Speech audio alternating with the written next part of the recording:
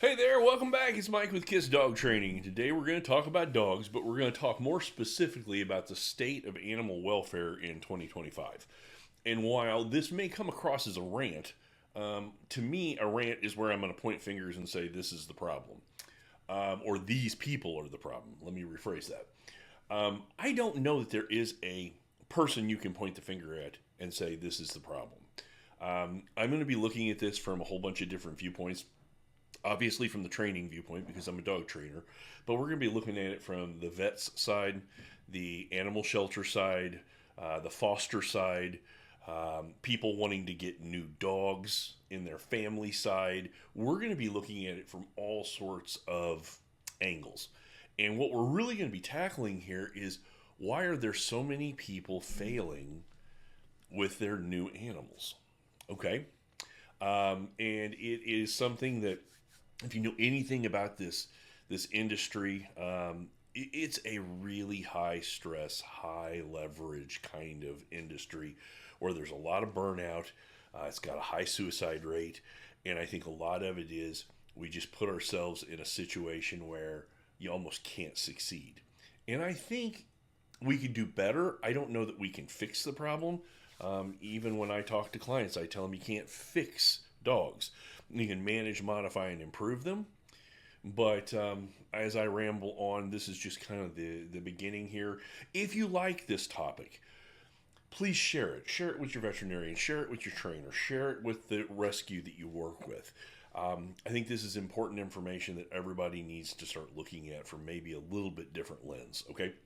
So I took some notes, and who knows, I may even shamelessly plug one of the books I've written at one point or another in this little um, talk we're going to do. Um, Really, when you look at it, you've got trainers, you've got shelters, you've got veterinarians, you got people getting dogs, and those are the ones that I kind of look at as, the four scenarios.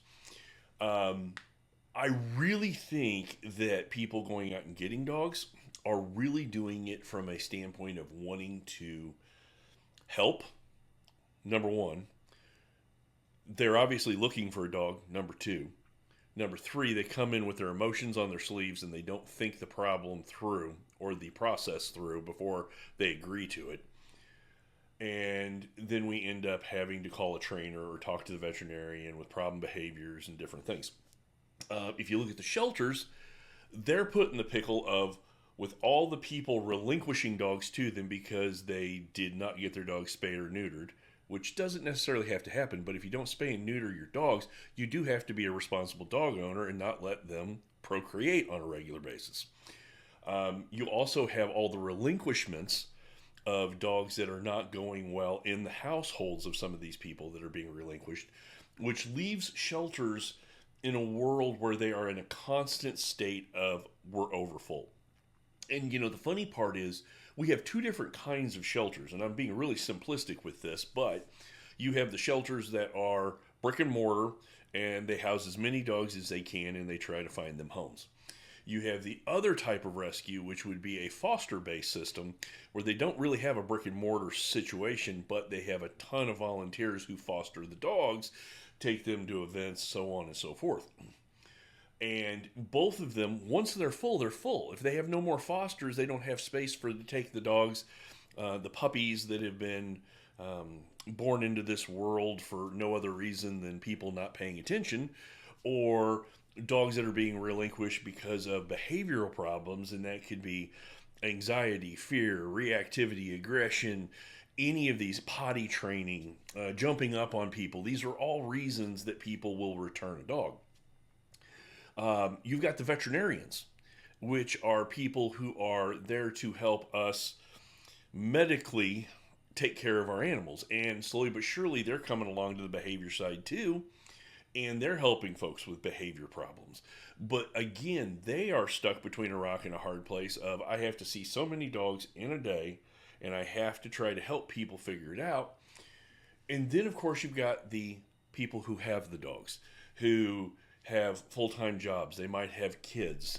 They brought a puppy in, or God forbid, they brought in two puppies for some reason, and they can't afford doggy daycare, and they really can't afford a trainer, and they had no idea how long potty training was going to take.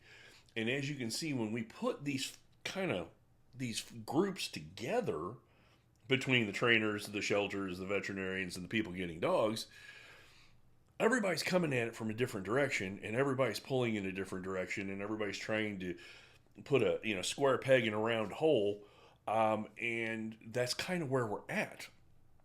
I can only speak for Kansas City because that's kind of the metro area that I work in, but all the shelters are completely full, and everybody is doing their dead level best to fix the problem.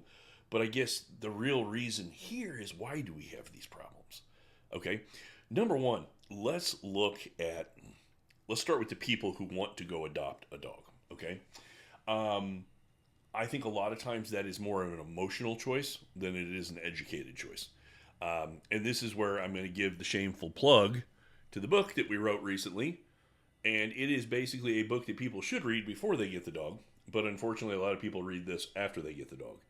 And then they realize, wow, I think I'm in over my head. I can't handle this. I think that trainers, shelters, veterinarians, and I would say vets probably do the best job of this, need to do a better job of educating people prior to the situation. Nobody thinks about hiring a dog trainer before you get a dog so that we can tell you all the pitfalls you're about to jump into. The rescues are so full, they just want to get dogs out so they have an opening for the next batch of dogs. We have to do a better job of preparing people for what they're about to get into. But understand, it's going to be really hard to prepare people when you've got a waiting list of 23 dogs and there's no space. And we realize if we don't make space, these 23 die. But we also have to realize if we don't prepare the people, then maybe if we did a better job preparing people, that list of 23 might only be 3 or 4. Okay? And I think on the flip side of this, not every person needs a dog. Okay? If you're not set up and prepared and have the time and finances to take care of a dog, you don't need one. I mean, I guess you could foster a dog. That would be great. The people who are not sure whether or not they can handle a puppy or an adolescent dog, maybe they need to be a foster where you can get the puppy cuddles and things like this and then help them find new homes. Okay? I think it's important that people realize that owning a dog is not easy. Okay? And I think if we did a better job as the trainers, the shelters, the veterinarians, and the people who want a dog, I think if we did a better job of explaining that this is not an easy job. I don't think it's a hard job, but I do think it's a job that requires a lot of consistency and a lot of frequency and a really good routine so the dog and the family succeed. If you are not the kind of person that is routine-based and has the ability to be frequent and consistent with what you do with the dog on a day in and day out basis, don't get a dog. Okay? So that's kind of looking at it from the standpoint of the people who want to come in and get a dog. It kind of talks a little bit about the stress and the problems that the shelters are going through. The veterinarians are kind of stuck with, okay, we already have the problem. We got to take care of the dog medically, but we also have to help them be successful. And some, you're going to find with veterinarians, some are very, very behaviorally sound and they understand. They're basically dog trainers.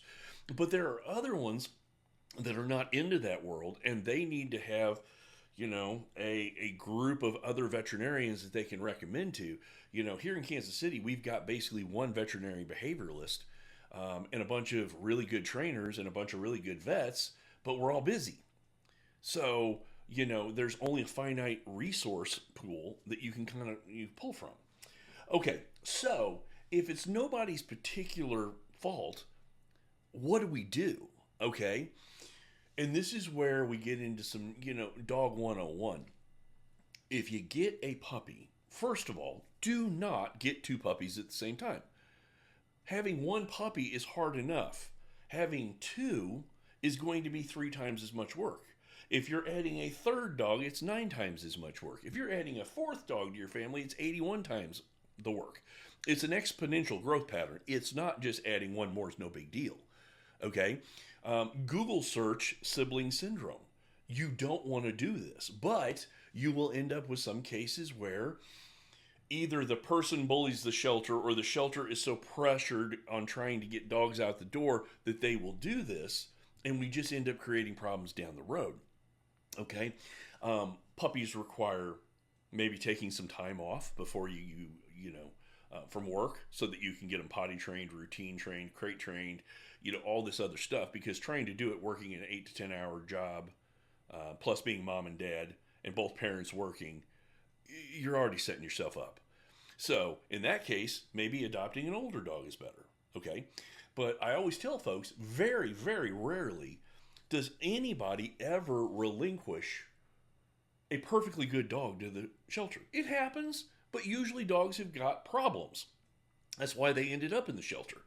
It may be of no fault of their own, but somebody allowed them to learn a bad habit, that kind of thing going on.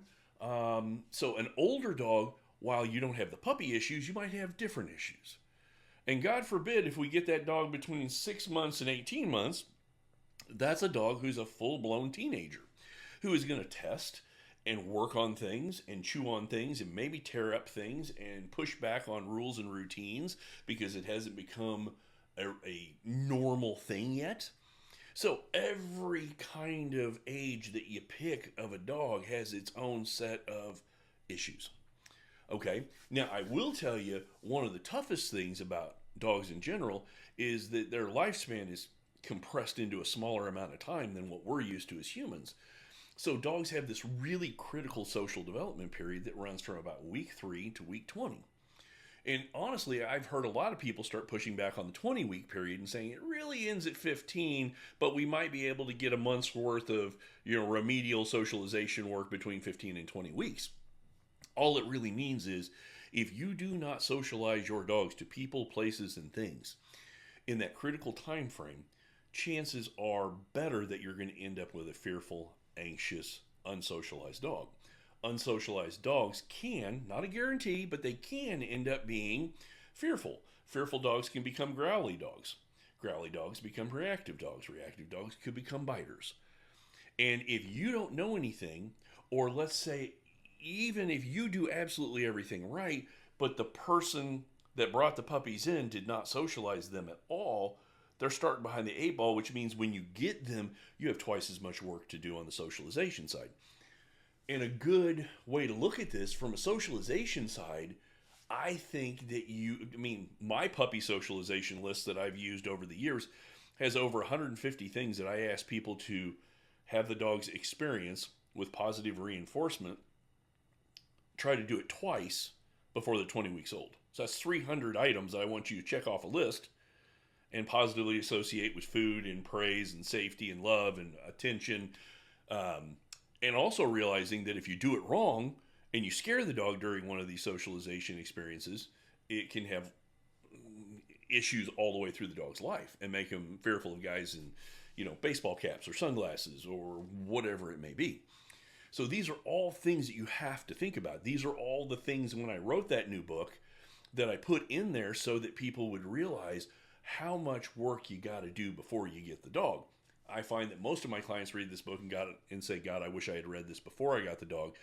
I just don't think as a industry, again, talking about trainers, vets, shelters, people wanting dogs, we've done a good job of figuring out how to tell them what to do before they get the dog.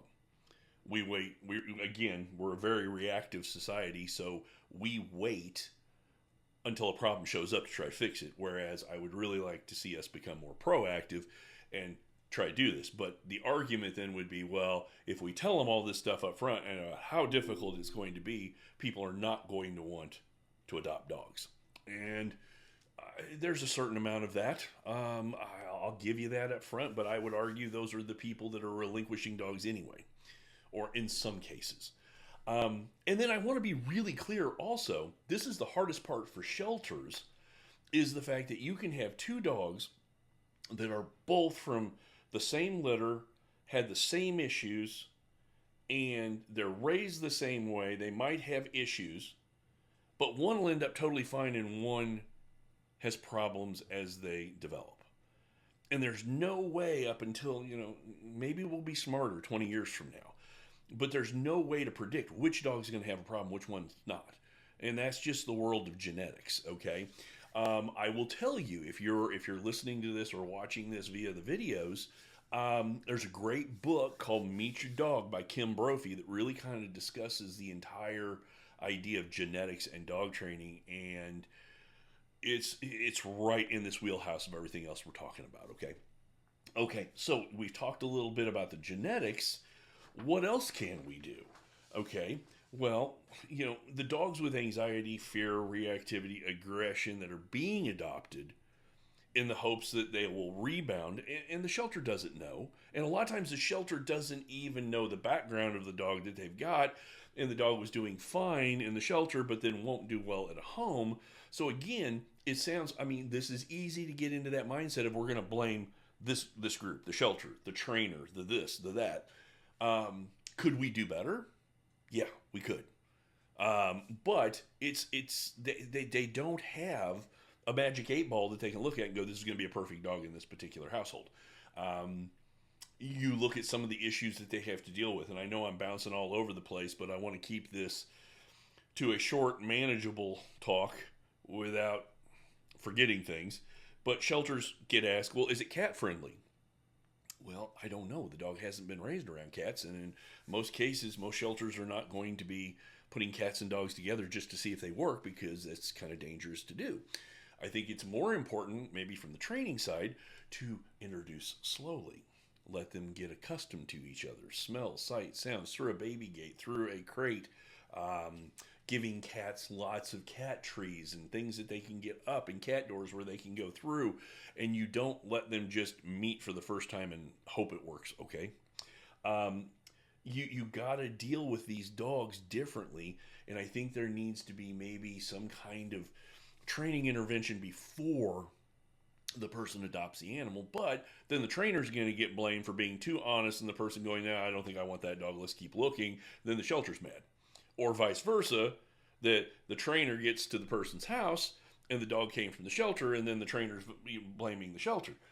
The problem is nobody has a book that says this is going to work, this isn't going to work, so everybody's doing their dead level best, and the question is, how do we do it better?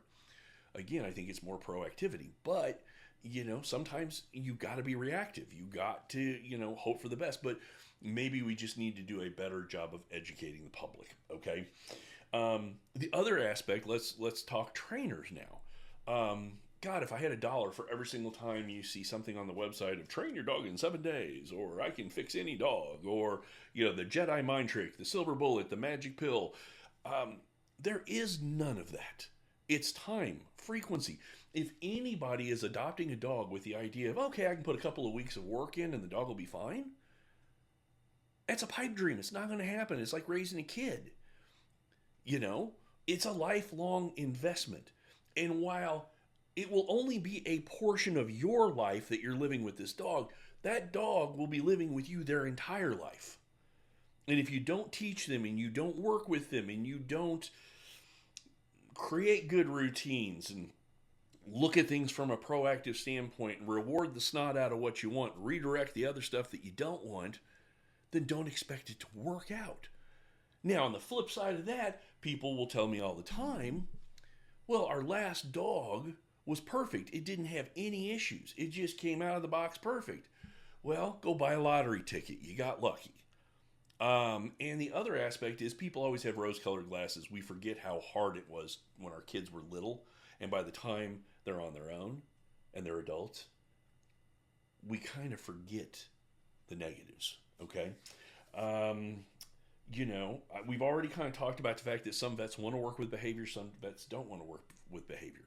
And if you don't have a behavioral need, your vet may be perfect. But we need to be able to go, hey, that's not my wheelhouse, I'm going to direct you there. People who call me, I don't do any work with service dogs. It's just not in my wheelhouse. So if somebody calls me, I have 3 or 4 resources that I forward them on to. But the problem is, you've got a lot of people getting into the dog training world who may not have the experience to handle X, Y, or Z, but they'll try. And you got to be careful with which X, Y, and Z you're just going to try if you're not experienced with it. The other is cost. If you find yourself, a lot of people get a dog, have no idea how much it's going to cost. They start racking up bills at the pet store with everything they had to buy for the dog. They've got the cost of the adoption fee. They got the veterinarian. But then they start value shopping because they're running out of money. So I'm going to pick the cheapest vet. I'm going to pick the cheapest trainer. I'm going to pick the cheapest adoption fee. And I'm going to be honest with you. There is something to this old saying of you get what you pay for. Okay? So if it is the cheapest in the world, I guess what I would say, I'm not even going to get into the cheap, expensive. Do your research again and read people's Google reviews. Look at what their continuing education is. Look at what their specialty is and see if it's what you need. The more of that they have, chances are the more expensive it's going to be. Okay? I think the solution as we look at all of this is just better vetting of people who are going to be adopters of dogs. And that's really hard because all the shelters are volunteer. Nobody's getting paid. If they are getting paid, they're getting paid this tiny little amount. And there's nothing, they're doing the best they can. So it's kind of a flawed system. And that's why when I started all this, I said, it's definitely an issue of what we're seeing in animal welfare in 2025, but I don't know that we can point a finger and say it's anybody's problem. I think everybody's got to be willing to go, okay, a little bit of it's on me. How do I do it better? And I still think we're going to have problems. I think that education of people before they get the adoption completed is probably the easiest way to do it, but it would definitely lower the adoption rates because people would realize maybe I'm not prepared for this. This is one of those topics, like I said, it was a little bit of a rant, but I don't want the rant to be pointing fingers at people. But it's something we got to start thinking about. So I guess the biggest thing that you can take away from this, if you're not already a foster, please go out and volunteer if you can.